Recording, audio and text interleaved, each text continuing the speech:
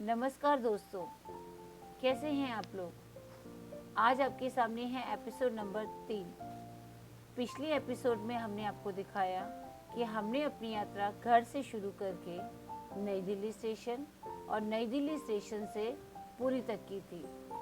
दिल्ली से हमने अपनी यात्रा पुरुषोत्तम एक्सप्रेस से शुरू की और ट्रेन का हमने आपको पूरा सफ़र दिखाया। रास्ते में जो भी मुख्य स्टेशन थे उनके बारे में बताया और रास्ते के जो खट्टे मीठे अनुभव थे वो हमने आपको दिखाए। तो शुरू करते हैं एपिसोड नंबर 3। हम लोग 5:30 बजे के करीब पुरी स्टेशन पहुंच गए। पुरी पहुंचकर हमें बहुत ही अच्छा लग रहा था। सुबह सुबह का टाइम था, लेकिन फिर भी स्टेशन पे लोगों की चहल पहल देखी जा रही थी। हम लोगों की उत्सुकता बढ़ती जा रही थी क्योंकि एक नया जगह देखने को मिल रही थी। हम लोगों ने स्टेशन से बाहर आए और होटल के लिए एक गाड़ी बुक करी। हमारा होटल पुरी बीच के काफ़ी नज़दीक था और पुरी स्टेशन से हमारे होटल की दूरी लगभग 2 या 2.5 किलोमीटर थी। हमारा होटल जाने का जो रास्ता था वो भी पुरी बीच वाली रोड से निकलता था। जैसे ही हमारी टैक्सी उस रोड पर पहुंची, हम लोग ने पहली बार पुरी बीच को देखा। उसको देखना इतना अच्छा लगा कि उसको शब्दों में व्यक्त करना आसान नहीं है। इतना विशाल समुद्र देखकर हम बहुत खुश हो गए। आप देख सकते हो लेफ़्ट साइड पे पुरी बीच है। सुबह का समय है और यहाँ पे लोग मॉर्निंग वॉक पे आ रखे हैं। हमें यह समुद्र देखकर बहुत अच्छा लगा। हम अपने होटल पहुँचे। हमारे होटल का नाम था पुरी इना। हम लोग सुबह सुबह ही होटल में पहुँच गए। होटल पहुँच के हमें पता लगा कि हमारे रूम अभी खाली नहीं है क्योंकि चेक इन का टाइम जो था वो सुबह 8 से 10 बजे का था और हम क्योंकि टाइम से पहले पहुँच गए थे और अभी सिर्फ 6:30 ही बजे थे। तो होटल के रिसेप्शन में बोला कि जैसे ही 8 बजे से रूम खाली होते हैं तो हम आप लोगों को दे देंगे, क्योंकि अभी हमारे सारे रूम भरे हुए हैं। तब तक आप ऐसा कर सकते हैं कि पास ही में पुरी बीच में चले जाइए और वहाँ जाके सुबह सुबह सनराइज़ देख सकते हो। वो बहुत ही इंटरेस्टिंग होगा।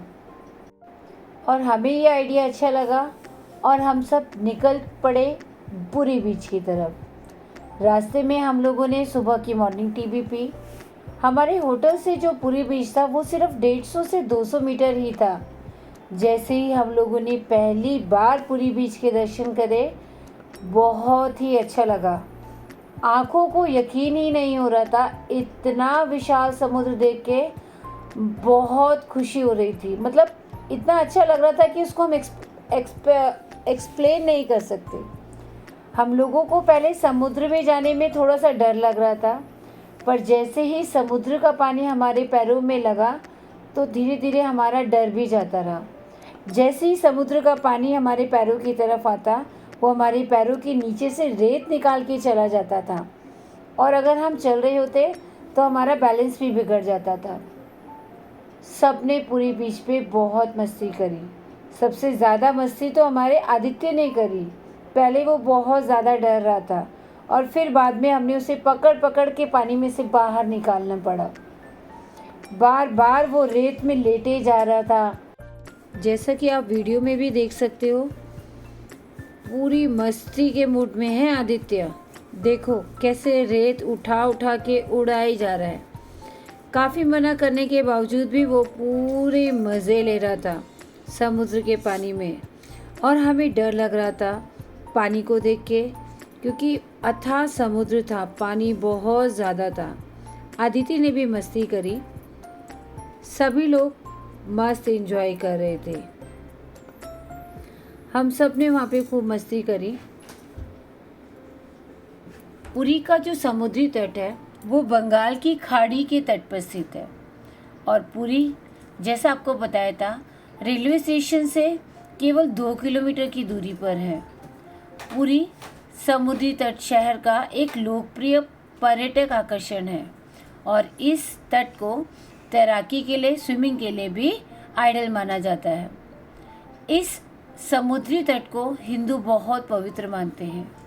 वार्षिक पुरी बीच महोत्सव रेत कला को प्रदर्शित करता है।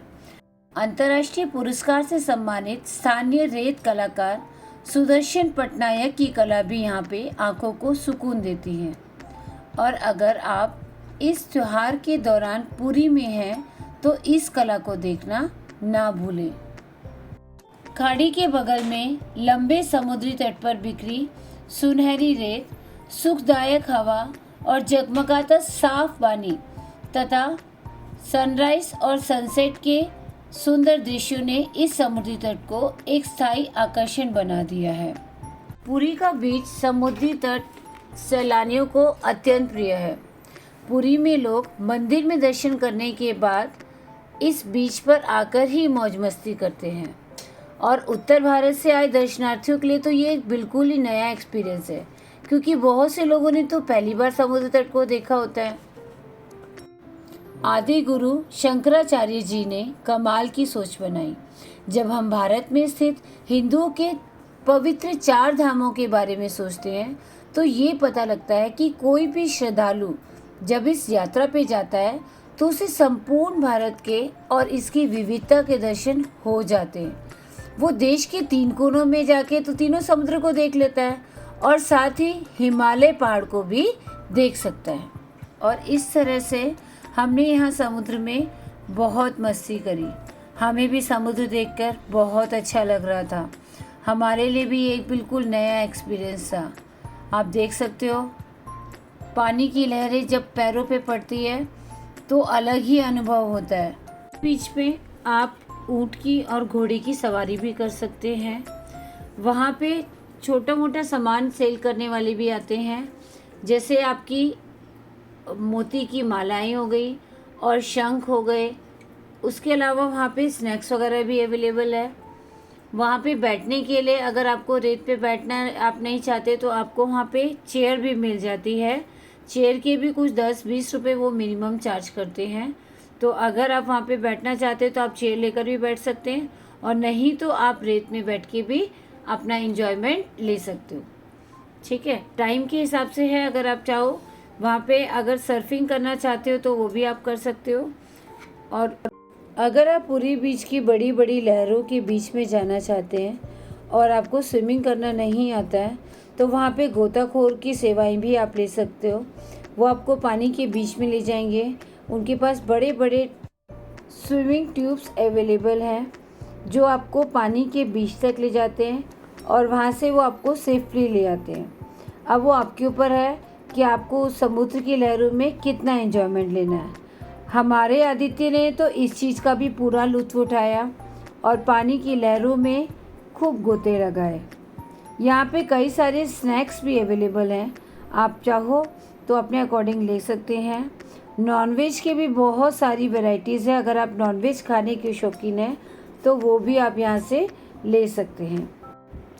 सी फूड खाने वालों के लिए पुरी बीच फर्स्ट चॉइस है। यहाँ पे आपको डिफरेंट वैरायटीज़ के सी फूड अवेलेबल हैं। For example lobster, shrimps, crab और भी बहुत सारी वैरायटीज़ यहाँ पे डिफरेंट टाइप्स की फ़िशेज़ आपको अवेलेबल है। यहाँ पे ये चेयर्स है जो मैंने आपको बताया था, आप रेंट पे ले सकते हो बैठने के लिए। हमने भी ये चेयर्स ली थी। यहाँ पे आप ऊँट की सवारी कर सकते हैं जैसे मैंने आपको बताया। और ये जो है स्नैक्स वगैरह हैं जो आप देख रही हो, छोटे छोटे मटके लेके जा रहे हैं। इनमें छोटे छोटे समोसे हैं जो 10 रुपीज़ में 4 पीसेस अवेलेबल हैं।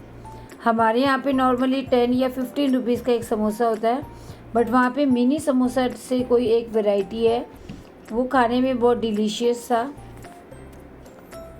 पुरी बीच में बहुत सारे शंख बेचने वाले भी मिले। यहाँ पे आप अपने हिसाब से देखकर शंख खरीद सकते हैं, क्योंकि कई लोग डुप्लीकेट चीज़ें भी वहाँ पे बेचते हैं। अब इन चीज़ों में तो आपको पारखी नज़र होना ज़रूरी है।